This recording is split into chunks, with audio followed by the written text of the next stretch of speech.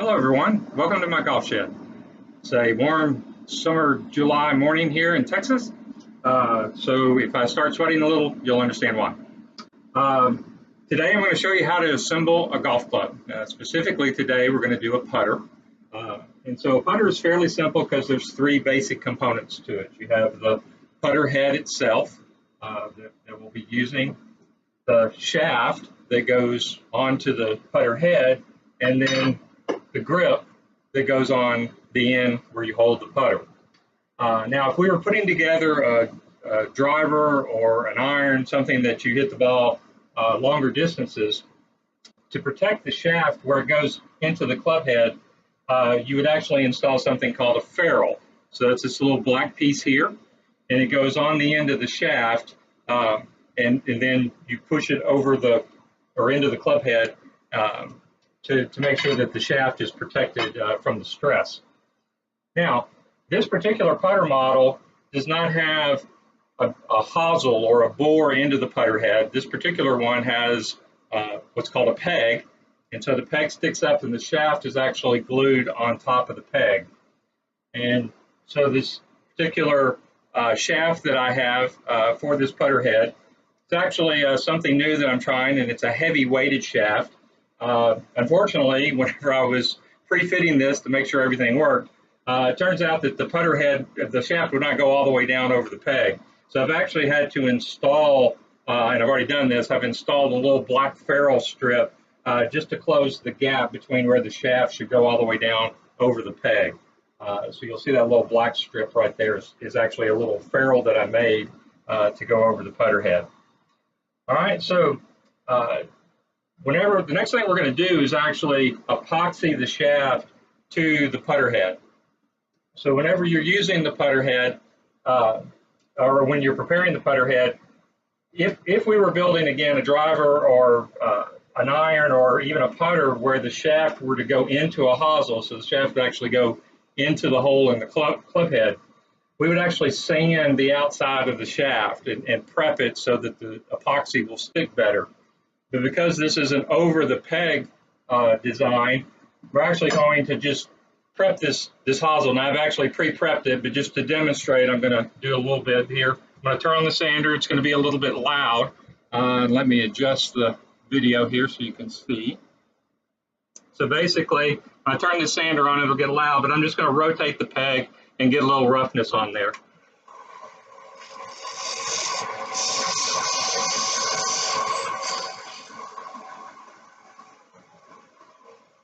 And that's generally all it takes to get a little bit of a roughness on there so that the epoxy will stick. Okay, so when we come back, I'm going to actually have the epoxy ready, and I'm going to show you the procedure to glue it on. Okay, so we're back. I have what I need to basically blend my epoxy and then glue the shaft to the club head.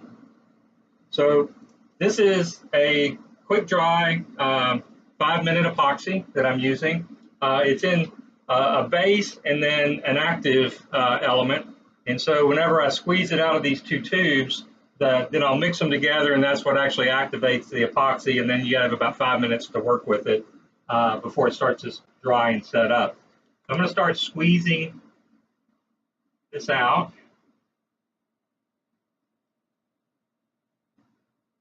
All right, I've got some paper towels here to clean up what mess I make. And we'll recap this so that the nozzles don't keep coming. Okay, now I'm going to stir this. The two different elements, one's very clear and the other's a little bit of an amber color, but as you mix them, I don't know how well you can see this, but it starts to turn kind of a cloudy color in the little tube, and as it starts to get cloudy, that's what tells you that it's activating. And once I get this on, it's going to take, I'm going to give it about 10 minutes to dry before I try to work with it. So spread that around on the peg on the club.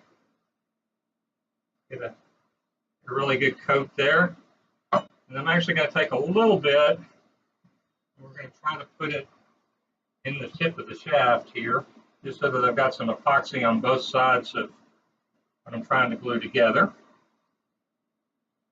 All right, I'm going to slide that together, wipe off the excess epoxy from the outside.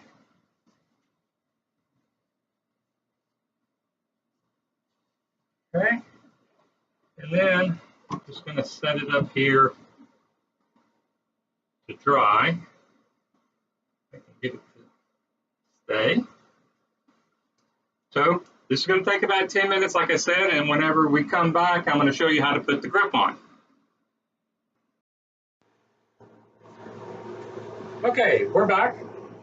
One step I did forget to mention, once we have the shaft glued to the putter head, which we have successfully done and it's dried, we then have to trim the club head to the proper length that we want it to be. Now, just installing the base shaft onto this putter head and using a club ruler that I have here, measuring from the ground up to the top of the shaft, it's actually 39 inches, and I want this putter to actually be 38 inches. So I'm going to have to trim an inch off the end of the shaft. So aligning it on my ruler, simply going to take a magic marker or a Sharpie. I'm going to mark a line right there on the shaft, and then set that out of the way. And then using what's called a chop saw, I'm going to actually trim the end of the shaft off so that I can cut it to length. Now, this is going to get very loud, and you'll see a lot of sparks.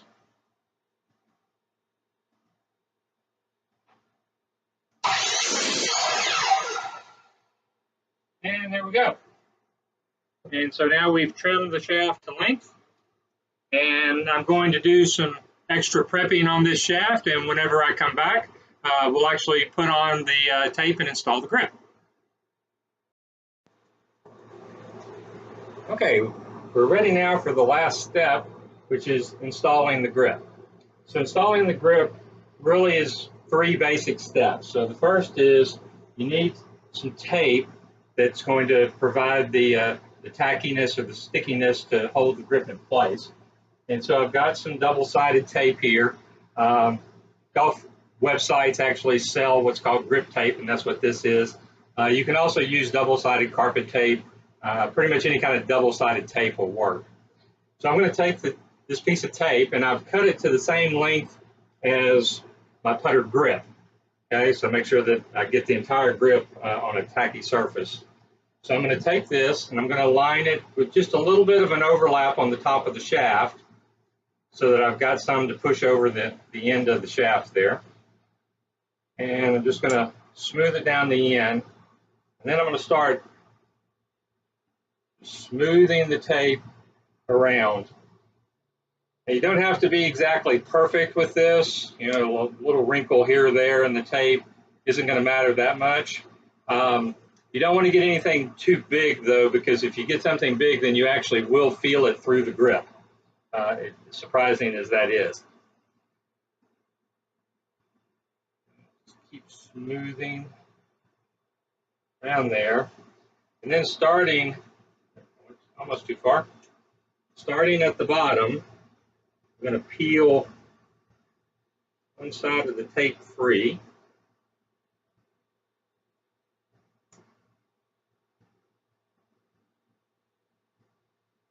And it's so humid in here, I'm having trouble getting the tape to release.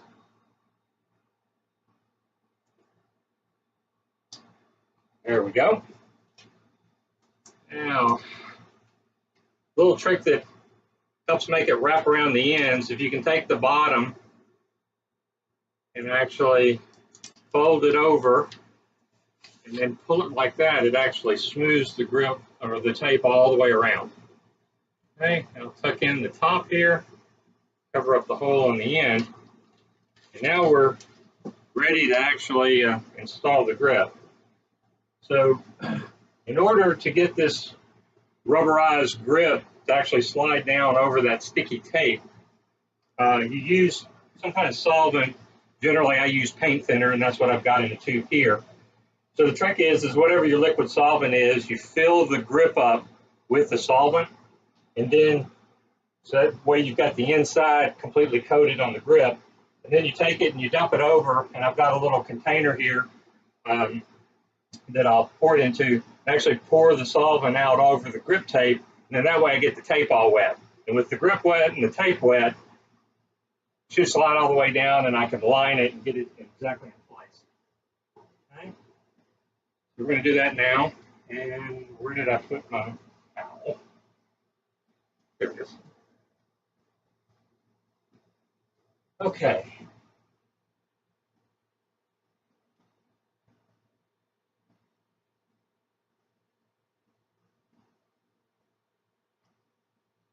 Now I've got the grip full. Make sure you keep your finger over the end. And then pour it down over the grip tape. Now I've got both sides wet. I grab hold of the bottom of the towel so that I can hang on to it a little bit better. Putting my foot on the end of the putter head to hold it in place, and then sliding the grip down over the putter head. Now I've got it all the way down. So now what I'm doing is I'm aligning the flat edge of the grip so that it's aligned with the putter head. So now you can see, here's the putter head, and the front edge of the grip is aligned with it. And so wipe it off a little bit with the towel, just making sure I've got the grip really well aligned.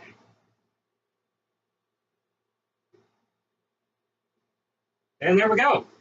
And we are complete. We have a brand new, fully functional putter ready to be used. So I hope you enjoyed this. Hopefully you understand now that actually building a golf club is not that complicated. It's definitely not rocket science. It's not even as bad as using Everest. So anybody can give it a try. This particular putter that I built, the components, the pieces of it cost about $45 to build. So considering a new putter, if you bought one at a store off the shelf, it's going to cost anywhere from $100 to $250. This is a lot less expensive way to try out new equipment and to work on your golf game, especially if you're a beginner. Hope you enjoyed the video. Thanks.